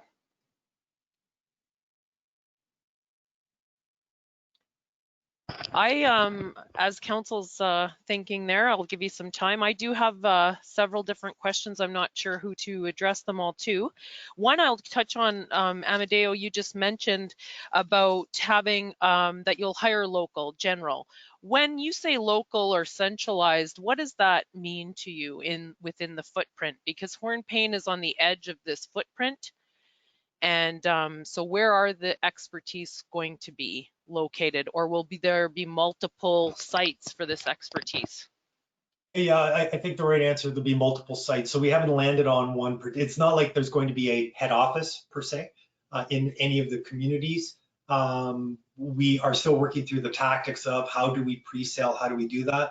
And we're also working with feeling and talking to local resources, what we call boots in the ground. So after everything is set up and after everything is in process, things will go wrong. People will, will have new customers. So we need to, we can't have somebody 12 hours away from Hornepayne being the service. Exactly. Center, right? Exactly. That's where my question's coming from. If I would like to see that there be a minimum service allowance for service time to all the communities so that it's agreed upon. Yes. Also, when we were looking at the infomercial, it talked about the profit margin, and that profit margin starting in about 2 years. So what are we seeking? What is the estimates for this beginning profit margin, and what are you hoping to gain over the overall profit margin after that for the next 18 years? I can handle that one. So initially, we're hoping to be positive cash flow by, Josh mentioned year 2. Right. We have, let me just make sure I'm looking at the right scenario here. So he mentioned year 2. It is year 2 in the optimistic scenario. And just while you're on that, David, just to a follow-up question that I have to that too is I know that you had mentioned, sorry, it wasn't yours, that there would be a cash flow reserve created, and once that balance of that cash flow reserve is created, that the profits would start going. I was wondering too what that cash flow reserve balance was going to be. So the cash flow reserve balance would be based on the expected economic obsolescence or depreciation of the assets underlying the network. So we used 15%, but that is actually quite conservative. So we try to use that as a way to, most of these, the bulk of the assets are going to be 25-year estimated useful life. And if you were to think about that, 4% would be somewhat of a good kind of figure to use for that. So we went with a higher number to say, you know what, some money needs to be allocated to a reserve so that when some of these assets start to become obsolete, some of the active networking equipment as an example, we're able to use that reserve to bring in replacements so that the service can continue to go on, and we can continue to run the business and generate future cash flow. So that was what we kind of had in mind for doing that. So that came out before we would be looking to pay out any type of dividends or distributable cash flow to the partners. So when we say that there'll be a creative positive cash flow by year 2, that doesn't necessarily mean that there will be profits being distributed by that time, because we have to create this cash balance reserve. And if we're looking at 15% of bulk assets, and if we're looking at our assets being approximately about $8 million worth of assets or more actually by that time, that's quite a reserve that we're going to build first, correct? Yeah, so I wasn't necessarily saying that the 15% was actually out of cash flow that remained. So okay. The cash flow, yeah, so it's a smaller, it is a smaller number, but it keeps that cash on hand, and it's restricted just for use in replenishment for the future. So that will kind of accrue and grow over the next, the anticipation is you won't have to underlay an expenditure of say a few $100,000 within the first 3 to 5 years of the project, but you'll have that cash on hand that will continue to grow for when the next round of equipment needs to be purchased, let's say in year 6 or in year 7. So the 15% was mainly based just off of cash flow, but and we also have repair and maintenance budgeted directly into the operational outflows within the model. So we've budgeted in throughout the 20 years. Let me just pull that up real quick.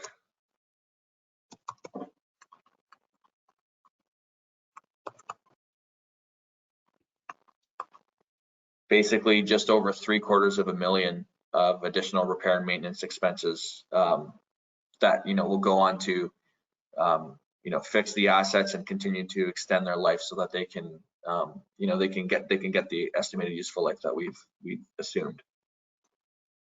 Okay, thank you for that. So we're looking at possibly, I'm thinking probably about year 4, that there would be positive take back. Like, I don't want to assume that if there's positive profits that we're able to glean from the 9 communities, I don't want us to assume it's going to start right at year 2. that it will likely start later on. I would agree with that. You know, Josh made that comment on the infomercial. My model, even in the more pessimistic case, you know, there are positive profits that we project, and we made some assumptions such as, you know, we did the model on a cash basis, not on an accrual basis. So, you know, we didn't assume that you'd be carrying large receivable balances or large payable balances. We assumed that those would essentially match each other and be, you know, earned and cashed within the current year. But I would agree that, you know, year 3 or year 4 would be the more conservative approach, and the model supports that that's feasible, and receiving distributions. I think even in the worst case, we had some distributions going out a little bit earlier that would affect kind of the positive profitability, like your IRR or your net present value within the project, but it wouldn't change it too much if we assume that there wasn't positive cash flow in the first 2 years. There are expectations that by year 3 or 4 there'll be some significant cash flow, and in the worst case we could see the Nsrbn you know, earning in the realm of 300,000 in distributable cash flow by year 3 and year 4. So then that would be split 9 ways and go to each community. Okay. So I still have a few more questions. Council, do you have any other questions right now? I don't want to take over the whole floor there. Okay, not seeing any. I'm going to continue on. So John in the infomercial had mentioned, so this is the CEO, I believe, of Crown that I'm speaking about. John's with YRIE and Community Network Partners. Okay, so, sorry, that's... Yeah, not a problem. He's essentially the operational expert. So has his experiences in, you know, building and operating YRIE and you know, some of Crown's telecom entities. Okay, so he had mentioned that by the end of 2021, you're delivered delivery for commercial services.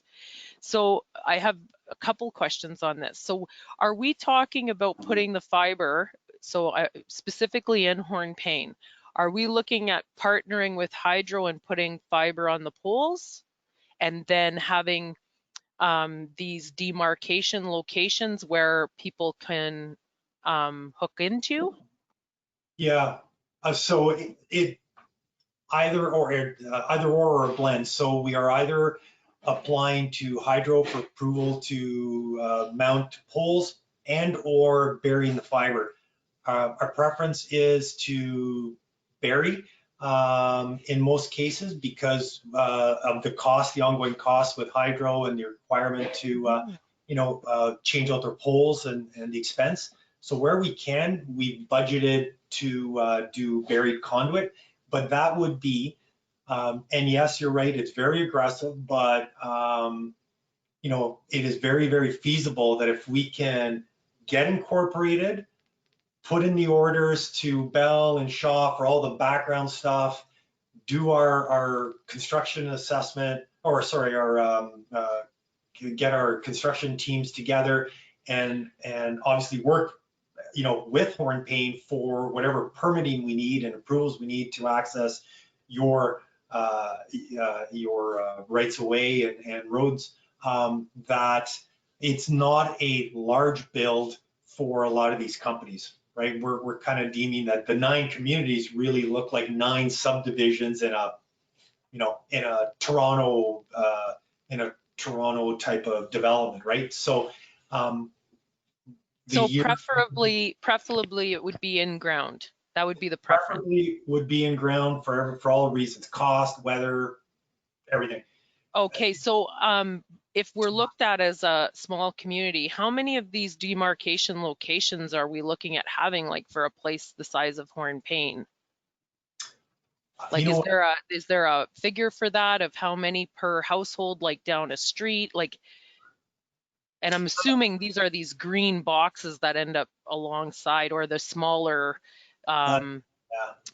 one by one poles that come out of the ground? Is this? Yeah, that's a great question. So those aren't the demarcations. Those are the like splice points, the handholds. Okay. So in a buried scenario, they would be flush to the lawn, right? They're boxes where they go in and then they pull and they do all the splicing. And, maybe one every block or so that sometimes, depending on the equipment we finalize on, there might be, like you say, those green boxes that stick out of a lawn, maybe every block or so, a couple of block.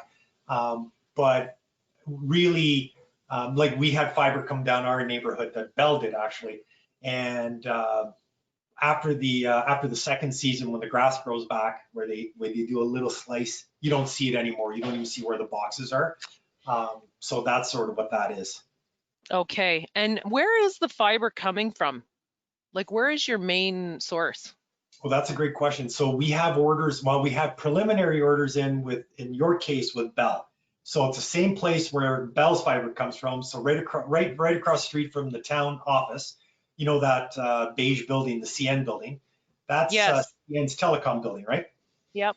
And so under there, that they connect back to the tracks, and you sit on a national corridor of multiple companies that have fiber, right? Yes, I know that. I'm just concerned that my last inquiry with Bell was that all of the fiber was bought for our community. Have you researched that? Yeah, so YRE does a lot of work across Canada, and so we're looking at, I can't recall right at the moment what the reply was for Hornpain availability. I think we have availability in most of the communities, and we're also looking for secondary pricing from the likes of Shaw and whatnot, wherever we can get it. But that is the number one. So it's sign, and then we kick off the process for accessing the fiber. But our first stop would be Bell. In your case, another community, Shaw, their fiber. My concern would be is that if we don't have any Bell access, if that is all used, and I don't know the exact terminology for this, and then Hornpain is already signed on, and now it changes the look of the agreement if the fiber is not available, if the main fiber is not there. So it is the risks that we're highlighting, and that is a couple of things actually. It's not to say, so I guess what John was trying to say is, if we check all the boxes and things happen as planned, we can get everything built by next Christmas.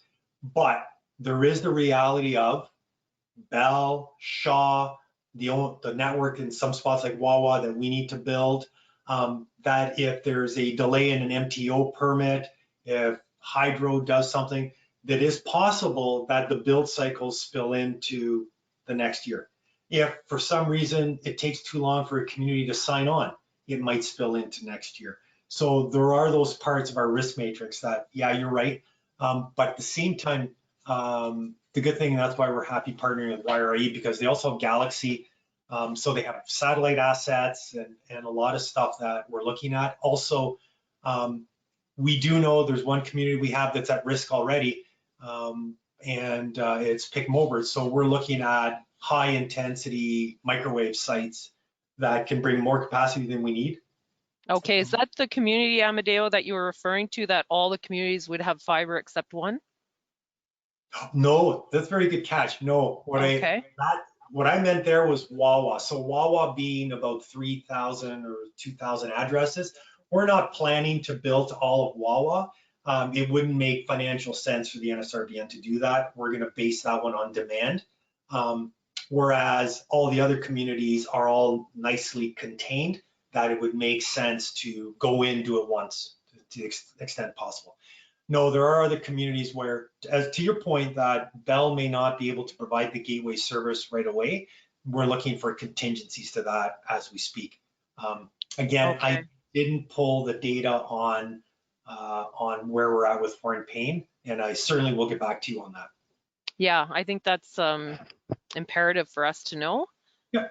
Before, like, I would like to be able to provide fiber to our businesses. I've had this discussion at different tables before, and it opens up many doors, but at the same time, we have to make sure we have the source fiber. Absolutely, 100%. I'm going to open up the floor again to council. I'm just cognizant of time here and looking, I do have a few more questions. Councillor Stefanik, go ahead.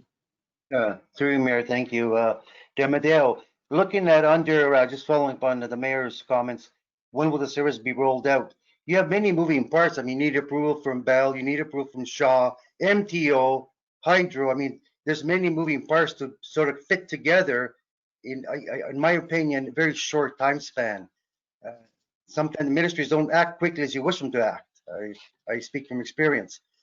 So I don't know, your timeline might be a little tight, in my humble opinion.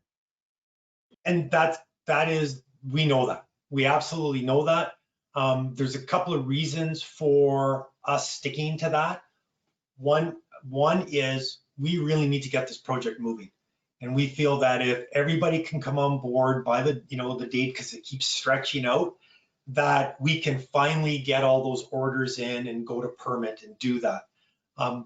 With the hope, and we know on a build perspective that we can get it built within that timeline easily. Will there be things that pop up? Absolutely. There may be parts of the build, we may build a half because we'll be held up by an MTO or a rail crossing. We may have to, right, as yourselves, you have several rail crossings. We might be held up by CN by getting underneath. So being, aware of that. But we're also trying to move the puzzle of 9 pieces along. And so our goal is we have to be as realistic as possible, but we have to be right now as aggressive as possible. The other thing too is we're also playing with the government. We're saying to the government, look, we're ready to go. We don't want to wait 3 years to hear if you're going to fund it or not.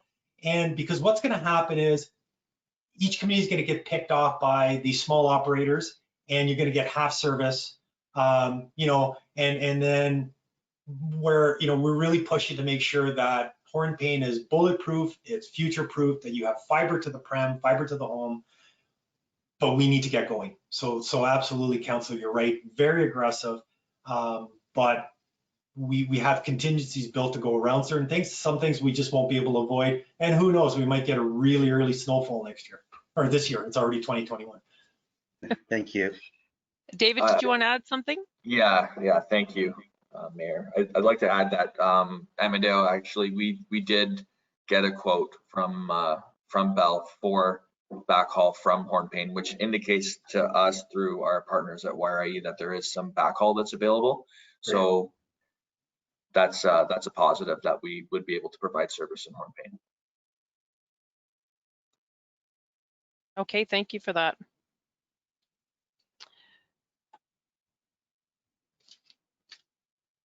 Was there any further questions from council?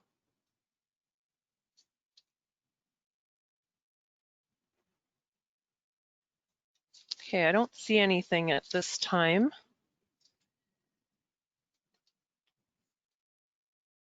I did have one other question and I've lost it.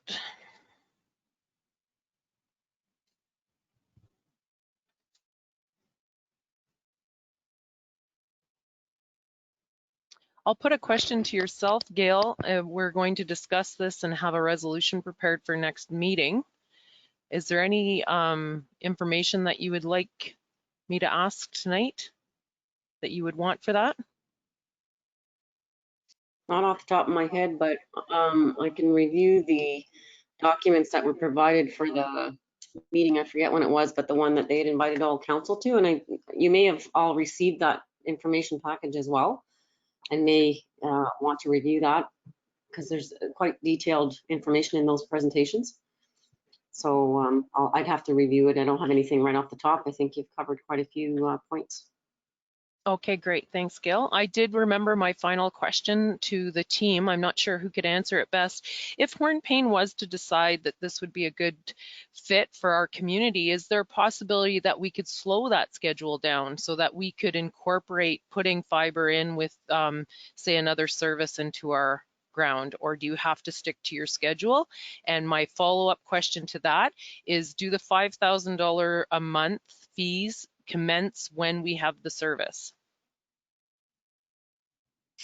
So I'm going to take the first question, the first part. And sorry, can you sort of explain that a little more for me? So slow it down in what sense? Yeah, well, if we were to dig into the ground, first of all, we don't want to impede future developments because we have to revitalize roads. We're looking at doing a whole community improvement plan next year. I'm not exactly sure what the community wants and all of that.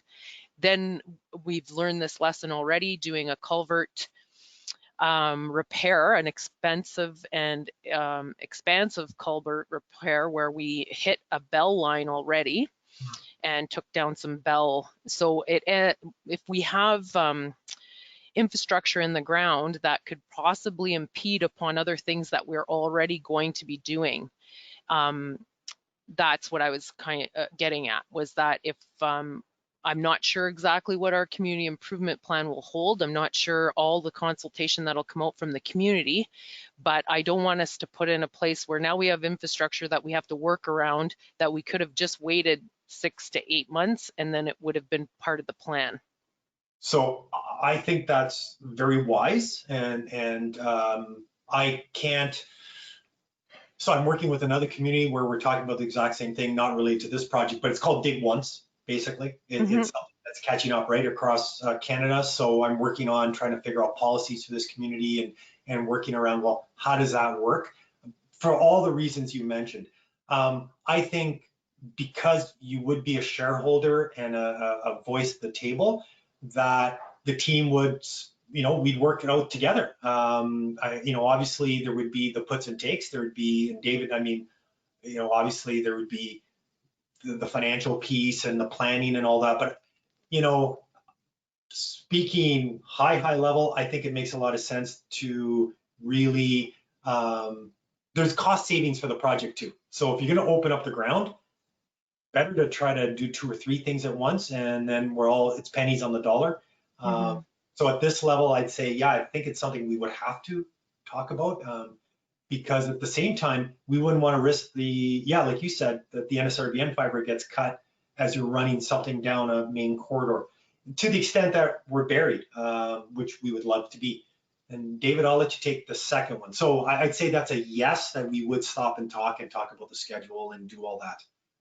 Okay. I don't know the financial, but David, if you want to take the second part of the question. Yeah, so the second part, I would say the financial contribution, it would just be like if you were buying service from another ISP, they couldn't start charging you until they've delivered the service. So if the construction hasn't taken place and service hasn't been provided up to the demarcation point, then revenue, there wouldn't be a charge for revenue.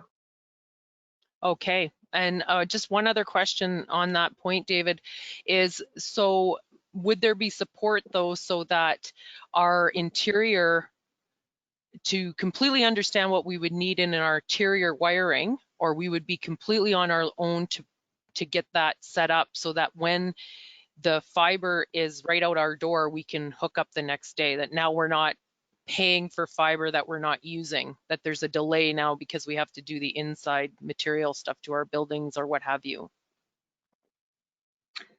Yeah, certainly. So I think, there's two sides to that, because you've got the, you'll have the Nsrbn team and their project managers working on ensuring that the outside plant and everything can be constructed, as well as, backhaul is connected and available at, the certain points in the various communities. I believe Hornpain is one community that is going to be where we have backhaul situated. So once that's turned up, then ideally the project manager that is on the outside plant work will be communicating with someone within the community who can handle contracting the internal wiring work for each of the municipally owned assets, and making sure that when the fiber is brought in to the demarcation point, hopefully that can all be timed synchronously. Okay, and just one other, for the backhaul you're talking, that's the fiber where it's coming from, right? That's the, Like yeah, the so there will be of the mass fiber. Correct. So there will be fiber that we construct throughout the community, and that's known as the distribution network. But we do have to aggregate that at one point and then basically connect into the highway down to one of the major internet exchange points, whether it be Toronto or Chicago or one of those larger cities where all the internet peering takes place. Right, and in this case, Mayor, it says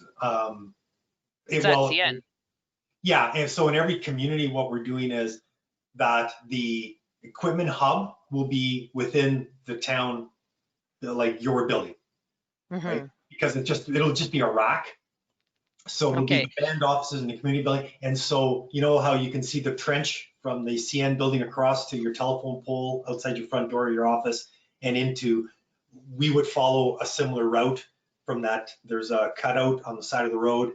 It would be the same. It would come into the building, into your town hall building, into the equipment, and from that point distributes back out to the community. And I think, and this goes back to one of the councillors' questions about the town's involvement in the architecture, of each of the networks, of each of the communities is, as the shareholder, as that, that the brains of the local operation of that main equipment gear will be within the secure location within the town, the administration offices. So find a closet or wherever your telecom room is, it'd be another rack in there. And so that, as part owner, there's also, we know there's the security and that the equipment's in there. And then everything will flow back out to the street and be distributed through the community directly from that point. So yeah. Okay, thank you for that clarification. And just for final note, this is fiber to the home, right? This isn't fiber to a Wi-Fi or a wireless connection. For Hornpain, we're talking about running fiber up and down the streets, and then there'll be connections. People can connect directly at their cost to the fiber, correct? So we will bring the fiber right to the side of the house, and then the subscribers can decide yes, and then we'll collectively we light them up in the house. Yeah. Right. Fiber to the home, fiber to the business. Okay, go ahead, Gail. Just being that we're trying to get a new building for ourselves, is it a big problem if we move buildings? Our building's very old and we're looking to find funding to get a new one. So if this gets all set up and then 2 or 3 years or 4 years down the line, we move to another location, is that a huge issue? Because that could very well be. Well, you know what? That's fantastic information. And I think that's something that we should talk about, because then maybe we decide collectively with you to, maybe we decide the better solution in Hornpain is we put in like an external facility or a box, somewhere that you own, or we go to a different building that you own that's not going to move. So we'll definitely, you're sitting around the table too on the design. So we're going to be coming back and asking you, what is a secure place that's there for the long run? So that's good information. We just made the assumptions in each community that the town halls are there for the long run. So yeah, you might decide a different building, the rec center or something, or the new location. Okay, great question, Gail. And I'm going to leave one final call for questions for council. Nothing from council? Okay, I'm going to thank you for coming and presenting to us tonight. Council has a regular scheduled meeting on January the 20th when we will discuss this and discuss our motion on that. And of course, we are aware of your deadlines that you do need answers by February 26th. So we will have an answer of whatever that is by that time. I'm sure well aware before that time. But I do want to thank you. I think the presentation went well, and I know that you've been working hard over the past 3 years. So thank you, Melanie, David, and Amedeo for being here tonight in Hornpain virtually. Hopefully we can meet face-to-face sometime as well. So thank you so much. Thank you for all your time. Thanks for having us, everyone. Well, any questions, just Melanie, just reach out, and well, Gail and Mary, you know where to find us. Okay, thank you so much. Bye-bye. Bye. Bye. Okay, and you are welcome to stay for the rest of our meeting, or you can you can leave as well. Don't feel obligated. But okay, thank you, Council, for the questions and going through. So we'll be further discussing that on January the 20th. And I will open opportunity now just for Council if there's any direction that you think we need to give Gail so that she can be prepared for our 20th meeting that I'm not readily thinking of. Okay, I'm going to continue on then. So we have a discussion coming up for our community well-being funds. And there was a really good report done by our CAO, a third report on these funds. And I'll open the floor up to Gail if there's anything you want to speak to first about your report, Gail.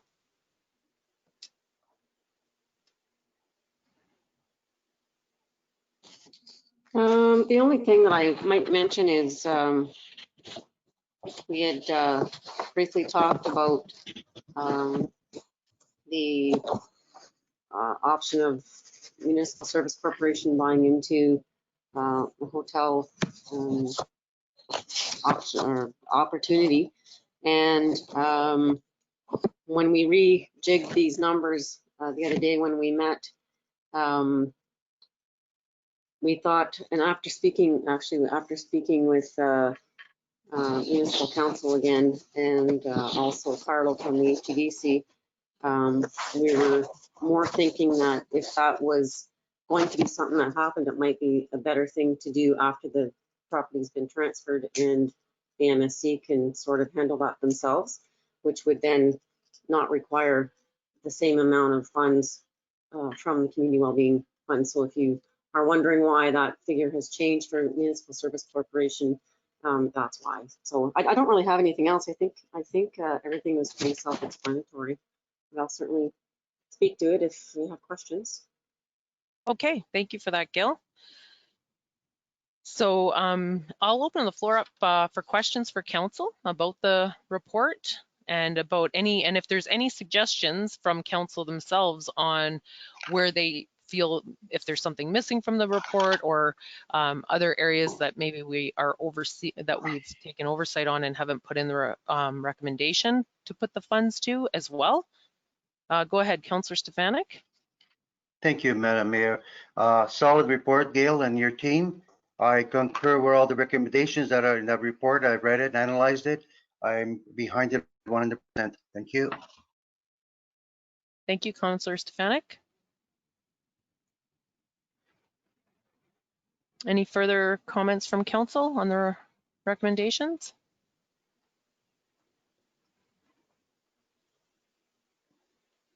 Councillor Paroff, go ahead.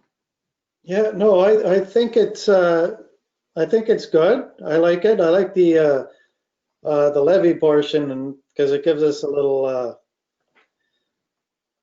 still put some away for us for a future date, right?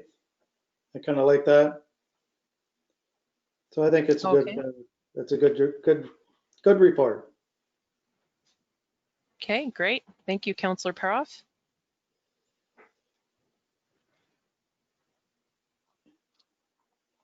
Okay, I just have a couple of questions. Looking back at going back to the Municipal Service Corp for the opportunity to invest, if it was, if they couldn't generate the funds quick enough to do an investment, would there be a way that we were able to use one of the reserves, like I'm thinking the levy stabilization, to loan the money to them to be able to invest? I think that would depend on what your policy says, because there'll be policy that goes with all these reserves, right? Right. So I think that would be the first thing. And secondly, I think the idea, and Carla can speak to this better than I can, or maybe Belinda, you might be able to. I'm not sure. I'm not a financial person, but it would be more levying the asset itself with the, remember when we were talking last meeting, we were discussing possibly renegotiating loans and such before the sale. And now the thinking is to do so after. And I think you would do it at that time when you're renegotiating and add on to the amount that's being borrowed. So apparently Okay. there's some room there. I guess that's been spoken to previously, not about this particular project, but about another project. So that's my understanding. Okay, and does that, I guess one question I do have for our next meeting on the 3rd when we talk about the Municipal Service Corp is, will the Municipal Service Corp's borrowing affect our borrowing? Because we have to stay within a certain percentage of payments. Separate. It's separate. It's separate. Okay, thank you for that, Gil. Okay, the next question I had was about the Municipal Service Corp startup funds. Are we looking at giving that as a repayment plan? That it's an initial startup, but then they have to repay that back to the municipality? I think that's up for discussion. I think that's up to council to decide what they'd like to do with that.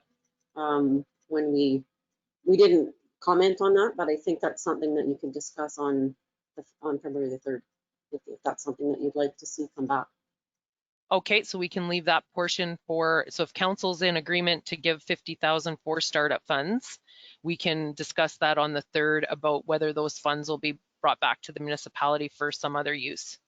Mm-hmm. Okay. Yeah. And I think that could be included then in the documents for establishing the corporation, one of the terms of the agreement. Perfect, perfect. Okay. I'll go ahead, Belinda.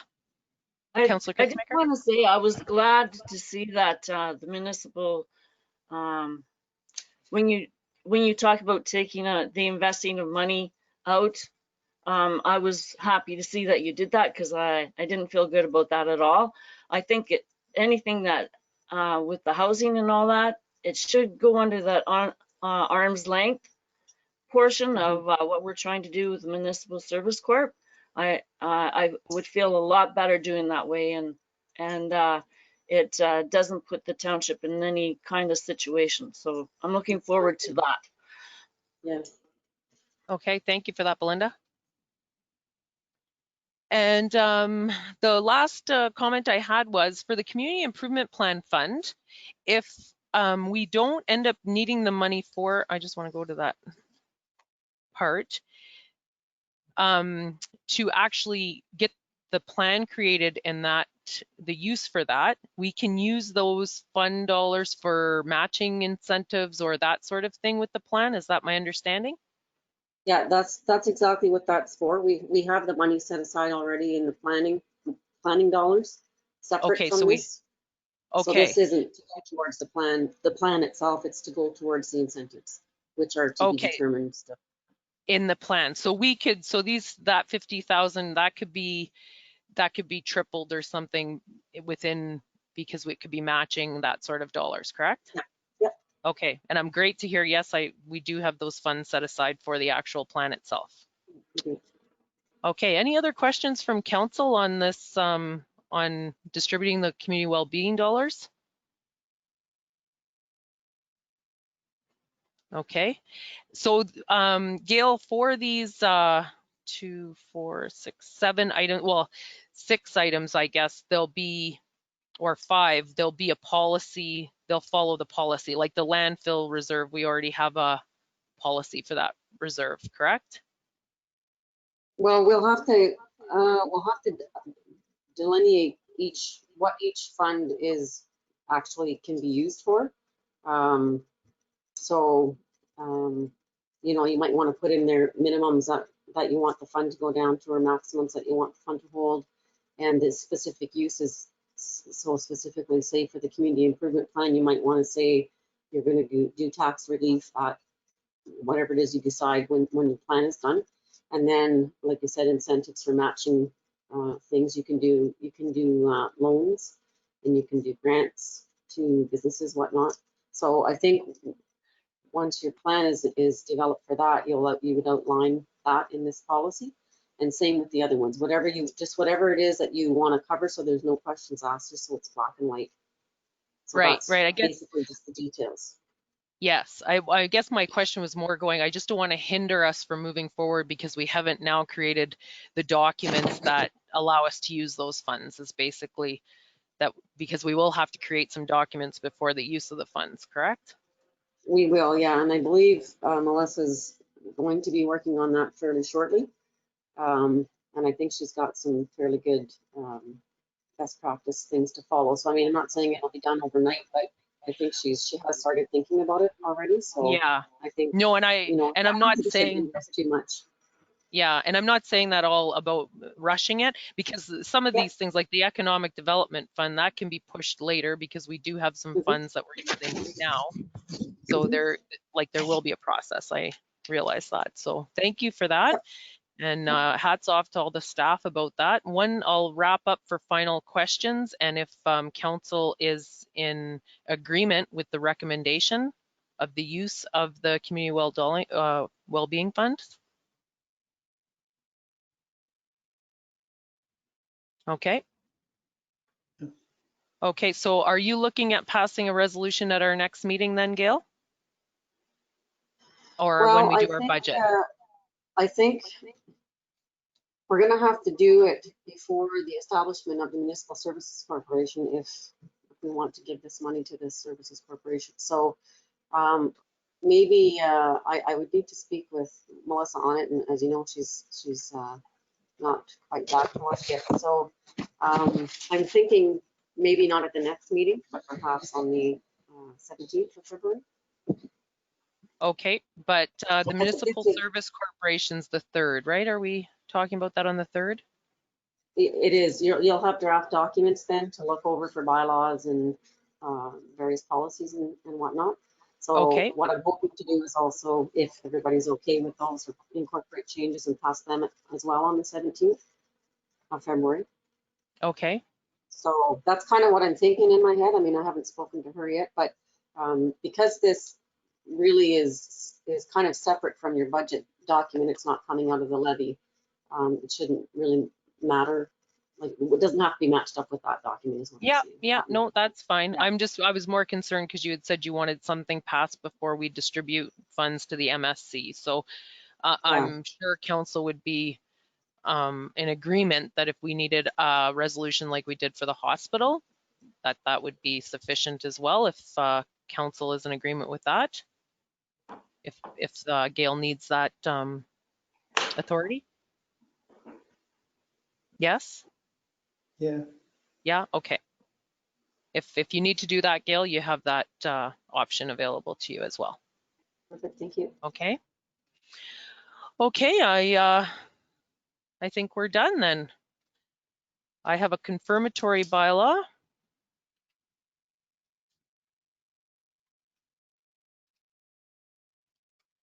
Before, just one comment, Gail, are you going to send out for the NSRB, will you include those documents that were given at that last meeting? I know I have them. I think what I'll do is I'll do that tomorrow, if I remember to do it tomorrow, just to send the documents ahead of time, because they're quite lengthy, but I did find they were quite detailed. So yeah, I can do that for sure. Okay, sounds good. Thank you for that. Okay, council, I have a resolution for a confirmatory bylaw. If I can get a mover and a seconder, please. Drago and Belinda.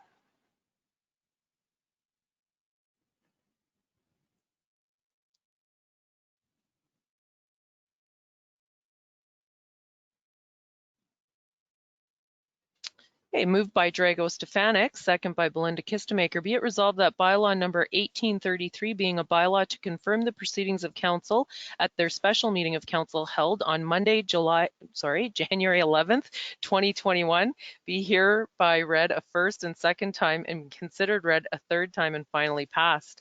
Those in favor? And that is carried. There is none opposed. I'm thinking of summer, I guess. Okay, and if I can get a mover and a seconder to adjourn our meeting this evening. Peter and John.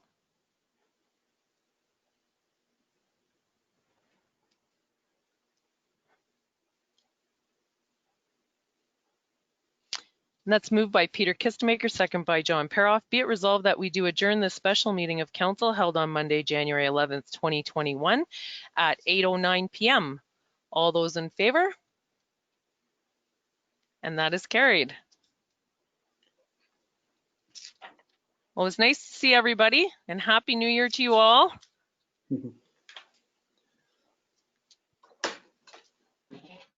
Bye, everyone.